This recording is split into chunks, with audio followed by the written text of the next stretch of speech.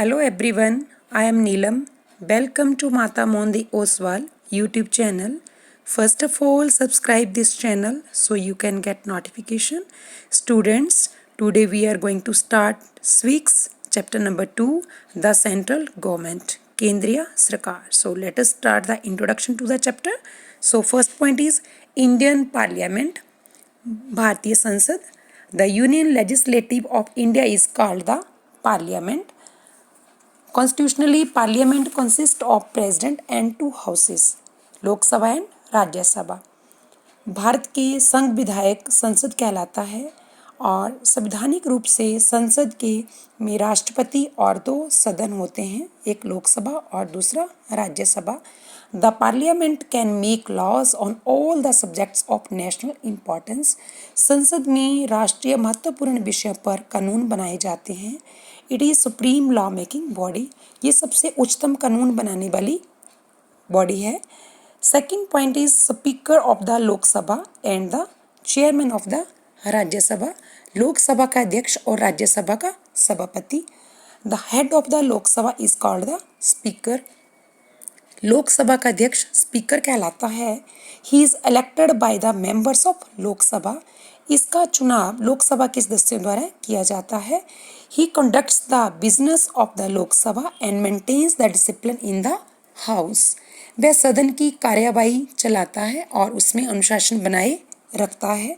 The vice president is the x officio chairman of the Rajya Sabha. Bharat का उपराष्ट्रपति राज्यसभा का पदेन सभापति होता है. The third point is election process, विधायी प्रक्रिया. A bill has to pass through different stages before it becomes law. विधेयक को कानून बनने के लिए कई अवस्थाओं में से गुजरना पड़ता है. First, presentation of the bill in the house and second is first reading and third is second reading, third reading, signing off the president. So first, सबसे पहले विधेयक का सदन में पेश किया जाना, फिर प्रथम वाचन, द्वितीय वाचन और तृतीय वाचन and signing off the president, राष्ट्रपति की स्वीकृति. Money bill can only be present in the Lok Sabha.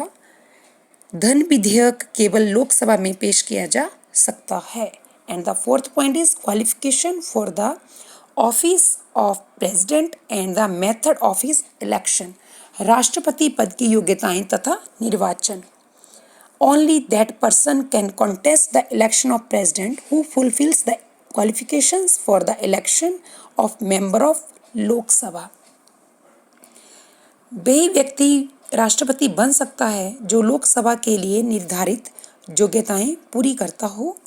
He must be of 35 years age. उसकी आयु कम से कम 35 वर्ष होनी चाहिए. He does not hold any office of profit in the government.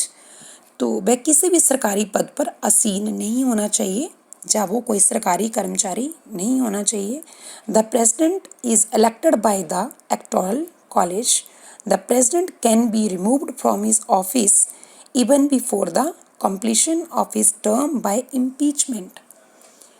तो राष्ट्रपति का निर्वाचन एक निर्वाचक मंडल करता है और राष्ट्रपति को महाभियोग द्वारा उसकी अवधि कार्यकाल पूरी होने से पहले भी हटाया जा सकता है.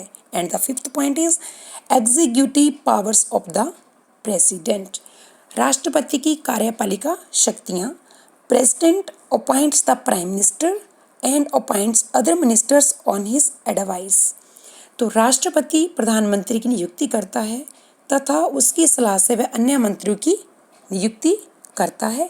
He appoints governor of the states, chief justice of India, election commissioner, controller and auditor general of India, the chairman of public service commission and ambassadors of India. वह राज्यपाल, भारत के न्यायवादी न्यायाधीश और मुख्य निर्वाचन अधिकारी, नियंत्रक और महालेखा परीक्षक, संघ लोक सेवा आयोग के अध्यक्ष तथा विदेशों में राजदूतों की नियुक्तियां भी करता है. And the sixth point is judicial powers of the president. न्यायिक शक्तियां. The President appoints the Chief Justice of India and other judges on his recommendation. He also appoints 2 Chief Justice of High Courts. He can remit sentence. तो राष्ट्रपति उच्चतम न्यायालय के मुख्य न्यायाधीश तथा उसके परामर्श से अन्य न्यायाधीशों की नियुक्ति करता है। वह उच्च न्यायालय के मुख्य न्यायाधीशों की नियुक्ति करता है और वह किसी भी अपराधी को क्षमादान भी दे सकता है। And the 7th point is emergency power, संकटकालीन शक्तियाँ। President can declares external emergency art 352। राष्ट्रपति संकट समय में संकटकालीन की घोषणा कर सकता है। Art 352 emergency in the states, 356 financial emergency act, and 360 in the absence of president his powers are exercised by the president। तो 356 में राज्य में संकटकालीन की घोषणा कर सकता है और फाइनेंशियल इमरजेंसी जो है वित्तीय संकटकालीन समय 360 में घोषित कर सकता है। In the absence of president his powers are exercised by the vice president. राष्ट्रपति की अनुपस्थिति में उसके कार्य का संचालन उपराष्ट्रपति करता है। And the 8th point is position of prime minister in India. भारत के प्रधानमंत्री की स्थिति। Although the constitution provides important powers to president but actually they are exercised by the prime minister. So the president is the nominal head of the state। तो सभी महत्वपूर्ण शक्तियां राष्ट्रपति में निहित है, परंतु व्यवहार में इन सभी शक्तियों का प्रयोग प्रधानमंत्री तथा उसका मंत्रिपरिषद द्वारा किया जाता है। तो इस प्रकार से राष्ट्रपति नाम मात्र की कार्यपालिका है, जबकि प्रधानमंत्री तथा उसका मंत्रिपरिषद वास्तविक कार्यपालिका है। And the 9th point is vice president, उपराष्ट्रपति। He is the ex officio president of Rajya Sabha. His term is 5 years। तो उपराष्ट्रपति राज्यसभा का पदेन अध्यक्ष होता है और उसका कार्यकाल 5 वर्ष होता है। And the 10th point is prime minister and the cabinet, प्रधानमंत्री तथा मंत्रिपरिषद। The president appoints leaders of the majority in the Lok Sabha as the prime minister of India. The cabinet is responsible to the Lok Sabha.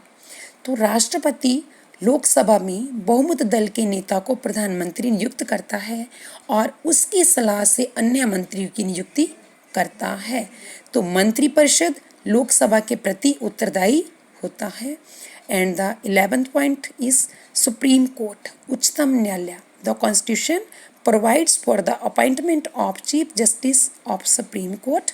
Supreme court has the 1 chief justice and other judges. Besides the original jurisdiction, the Supreme Court has appellate jurisdiction and advisory functions। तो संविधान में उच्चतम न्यायालय की व्यवस्था की गई है और इसमें एक मुख्य न्यायाधीश तथा अन्य न्यायाधीश होते हैं और आरंभिक क्षेत्राधिकार के साथ साथ इसका अपीलिया क्षेत्राधिकार भी है।